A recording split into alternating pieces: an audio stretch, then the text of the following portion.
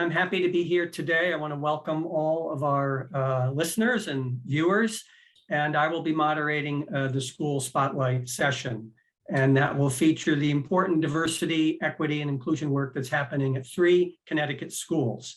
And our first school that we'll hear from is Benjamin Franklin Elementary School in Meriden with Principal Joanne Conti.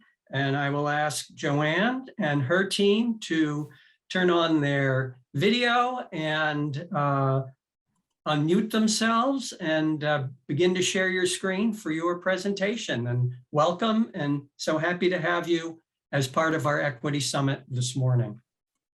Good morning. I think you can hear me, but you can't see me. I'm not sure, Bill, if you gave me video access, but I can see my 2 colleagues. Tammy Johnson-Mcgee is my school psychologist here at Franklin, and Amy Frederick is my social worker, and they are going to discuss and share what we do here at Benjamin Franklin Elementary School with diversity, equity, and inclusion for our SEL, social emotional learning time. Good morning, and thank you so much for inviting us to speak. We certainly love what we do, and we're very proud of the work that we do in the area of social emotional learning as it relates particularly to diversity, equity, and inclusion for all of our students.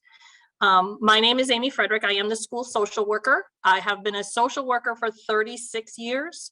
The last 22 have been in schools, 13 of which have been here at Ben Franklin.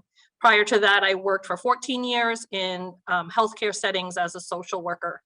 But certainly, you know, my love of being in schools has been amazing, and I get to talk to children all day, and it's the best job in the world. So thank you for inviting me. And good morning. When I think about equity, I think about making information available to everyone. And as for diversity, I am the personification of it. I am Tammy Johnson-Mcgee, school psychologist at Benjamin Franklin Elementary.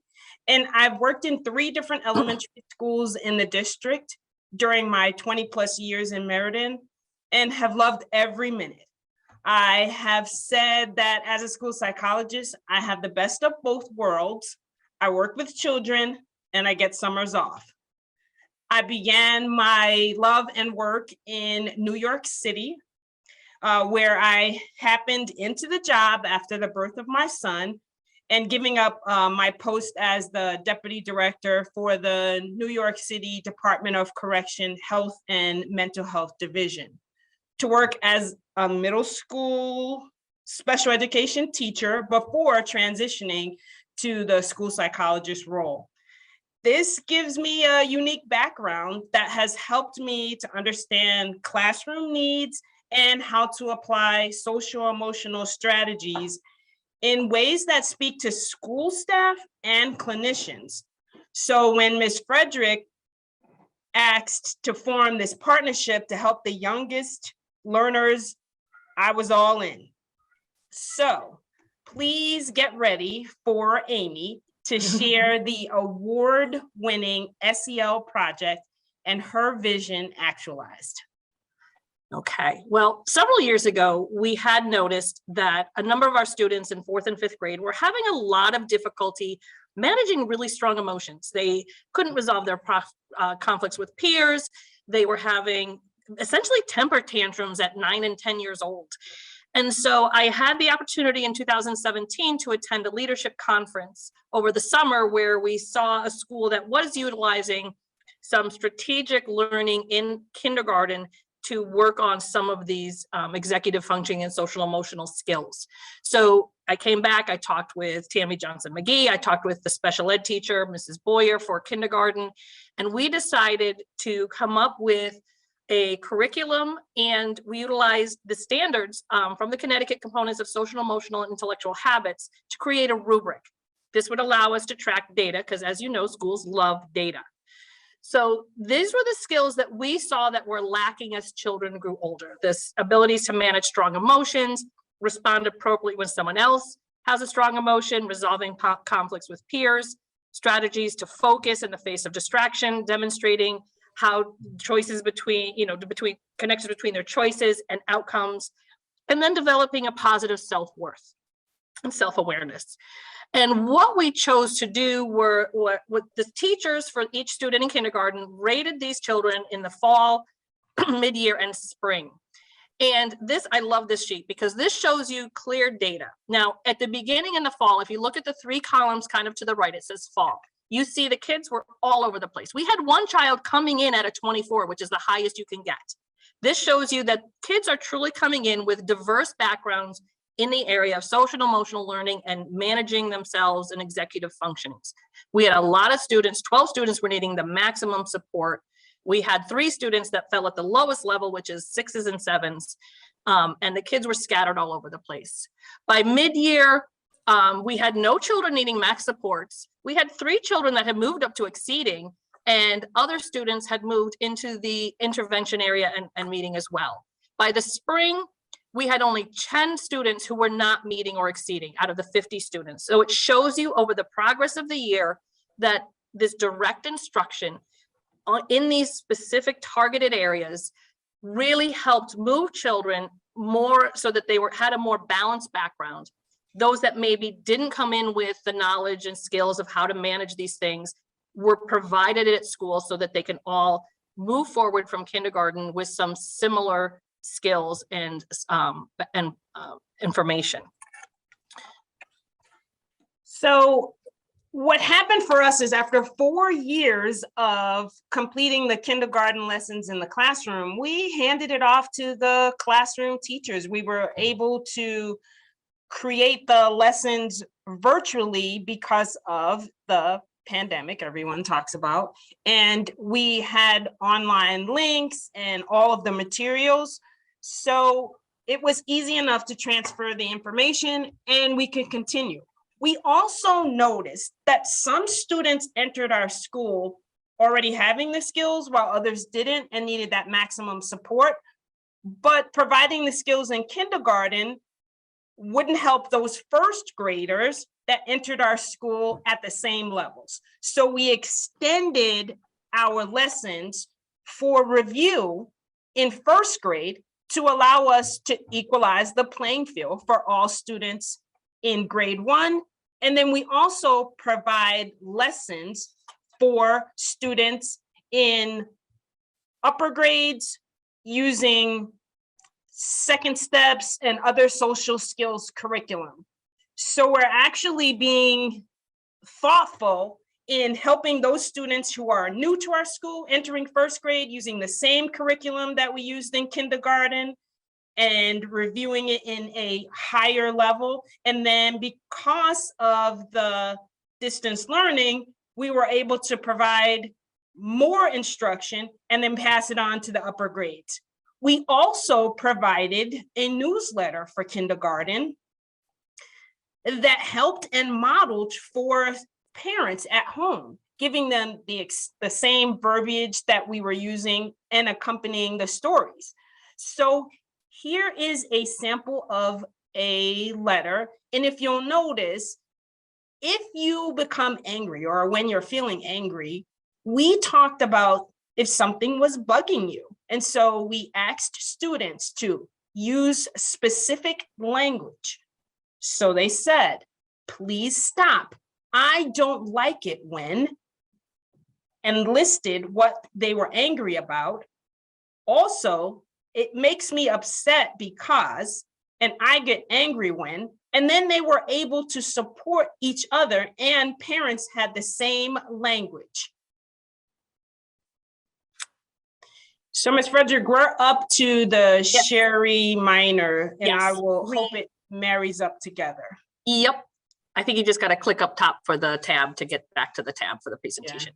Yeah, we do use a lot of the stories from the Sherry J. Miners series, which not only give a lot of good language and the children enjoy the stories, the children in the story are very diverse, so it lets children see representations of themselves in the stories.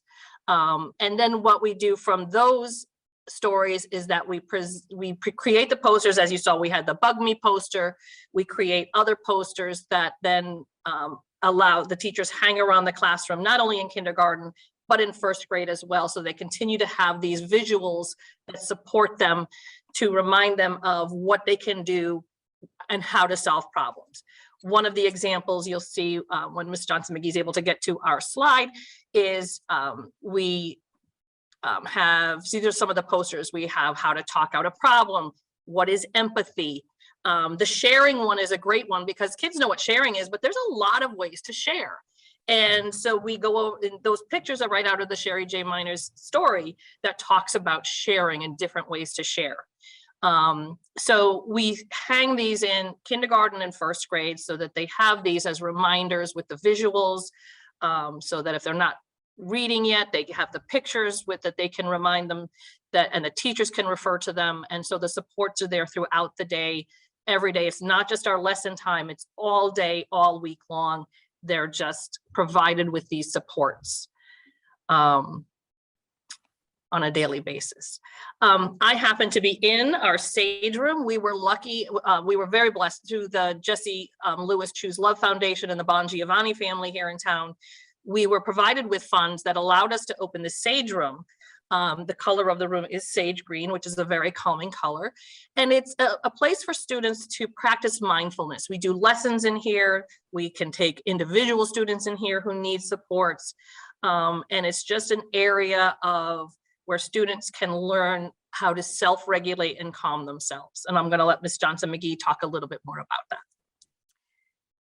Thank you. The Sage Room is a wish come true and an idea that was supported by our wonderful building leader, Joanne Conti, from its inception. The ability to remain calm when faced with stress or frustration is a gift. And this space is the place where students can begin to learn how to do that. The room is designed, you can see here, is designed to provide that space and the tools that we use to help them to learn to manage their feelings and their emotional responses.